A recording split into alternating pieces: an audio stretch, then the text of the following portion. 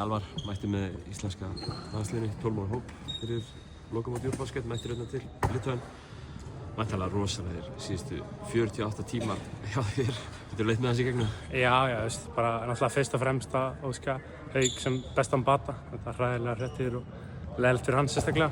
En ég var komin til Bandaríkjanna. Ég bara var með fjölskyldunni til Bandaríkjanna og ætlaði bara að fara í skólann. En svo hringdu þeir bara í mig og þetta var ég klár. Ég var bara alltaf tilbúinn og flaug þá bara tilbaka og svo beint til Litháens. Væntanlega verið einhverjar tilfinningar sem fóru svona, sem fórst í gegnum varðandi það. Ég meina, þú varst 13. leikmann í hópnum einhvern veginn en kemur svo inn í hann. Er ekkert erfitt að sjatla það svona komandi inn í hópinn?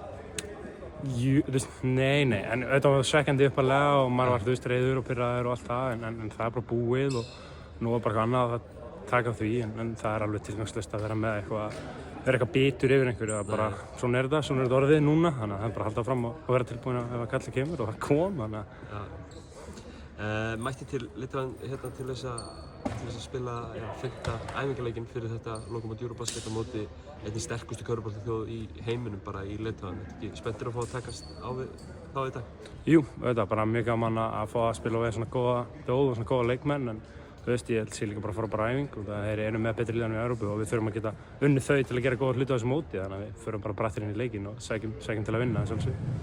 Kærar þakkir Elvar og gangi ykkur vel með leikinn í dag og móti. Takk hérlega.